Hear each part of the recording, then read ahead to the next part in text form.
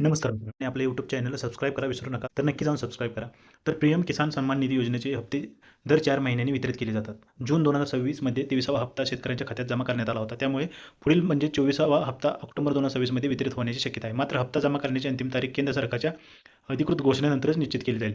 पुढील 2000चा हप्ता कोणत्याही अडचणीशिवाय मिळावा यासाठी सर्व पात्र शेतकऱ्यांनी 3 महत्त्वाच्या प्रक्रिया पूर्ण करणे आवश्यक आहे. यापैकी एखादी प्रक्रिया अपूर्ण राहिल्यास हप्ता रोखू जाऊ शकतो. तर पहिली आहे ई-के-वाय-सी. केंद्र सरकारने बनावट लाभार्थी टाळण्यासाठी आणि योजनेत पारदर्शकता राखण्यासाठी ई-के-वाय-सी अनिवार्य केले आहे. ज्या शेतकऱ्यांनी अद्याप ई-के-वाय-सी पूर्ण केली नाही त्यांनी ते तातडीने पूर्ण करावे, अन्यथा पुढील 2000चा हप्ता मिळणार नाही. 2 नंबर आहे आधार कार्ड आणि बँक खाते लिंक असणे. शेतकऱ्यांची बँक खाते आणि आधार कार्डची लिंक असणे बंधनकारक आहे. त्याचबरोबर डी-बी-टी सेवा सक्रिय असणे आवश्यक आहे, जेणेकरून हप्त्याची रक्कम थेट बँक खात्यात जमा होईल.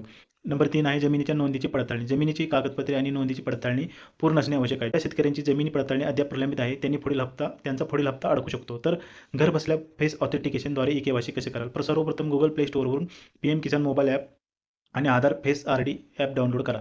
त्यानंतर नोंदणीकृत मोबाईल क्रमांकाने लॉग इन करा. बेनिफिशरी स्टेटस विभागात जाऊन ई-के-वाय-सी पर्याय निवडा. जर ई-के-वाय-सी समोर न दिसत असेल तर आवश्यक माहिती भरून फेस ऑथेंटिकेशन करा.